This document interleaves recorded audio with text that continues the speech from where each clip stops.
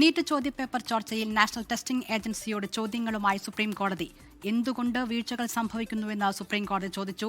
കേസിൽ കേന്ദ്ര സർക്കാരിനോട് സത്യവാങ്മൂലം സമർപ്പിക്കാൻ കോടതി നിർദ്ദേശിച്ചിട്ടുണ്ട്. ചോദ്യപേപ്പർ ചോർച്ച ഗൌരവത്തോടെയാണ് കാണുന്നതെന്ന് കേന്ദ്രം കോടതിയിൽ അറിയിച്ചു. നീറ്റ് ചോദ്യപേപ്പർ ചോർച്ചയിൽ NTA വീണ്ടും ചോദ്യമുന്നയിക്കുകയാണ് സുപ്രീംകോടതി. ചോദ്യപേപ്പർ ചോർച്ച എങ്ങനെ സംഭവിച്ചു? മേൽനോട്ട സമിതി മേൽനോട്ടം നടത്തുന്നുണ്ടോ? എന്തുകൊണ്ട് വീഴ്ചകൾ സംഭവിക്കുന്നുവെന്ന് കോടതി ചോദിച്ചു. ഹ്രസ്വകാലത്തേക്ക് നടത്തിയ 60 ശുപാർശകളിൽ ഭൂരിഭാഗവും നടപ്പിലാക്കിയിട്ടുണ്ട് എന്ന് ഉന്നതാധികാര സമിതി ചെയർമാൻ K. രാധാകൃഷ്ണൻ കോടതിയെ അറിയിച്ചു. അടുത്ത മാസം നടക്കാനിരിക്കുന്ന പുനഃപരീക്ഷയ്ക്ക് മുന്നോടിയായി അവലോകന യോഗങ്ങൾ ചേരുന്നുണ്ടെന്നും K. രാധാകൃഷ്ണൻ പറഞ്ഞു. ചോദ്യപേപ്പർ ചോർച്ച ഗൌരവത്തോടെയാണ് കാണുന്നതെന്നായിരുന്നു കേന്ദ്ര സർക്കാരിന്റെ മറുപടി. കേസിൽ വിശദമായ സത്യവാങ്മൂലം 6 ആഴ്ചക്കുള്ളിൽ സമർപ്പിക്കാൻ കേന്ദ്രത്തോട് സുപ്രീംകോടതി നിർദ്ദേശിച്ചു.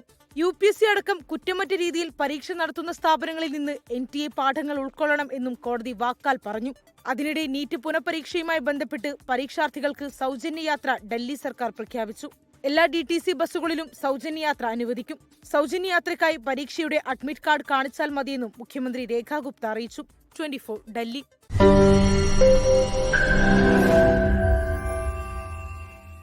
ലോകത്തെവിടെയായാലും ഏത് സമയത്തും 24 വാർത്തകളും ഓഗ്മെന്റഡ് റിയാലിറ്റി പാക്കേജുകളും എക്സ്പ്ലെയിനറുകളും വിശദമായി കാണാൻ ഞങ്ങളുടെ YouTube ചാനൽ നിങ്ങൾക്ക് സബ്സ്ക്രൈബ് ചെയ്യാം.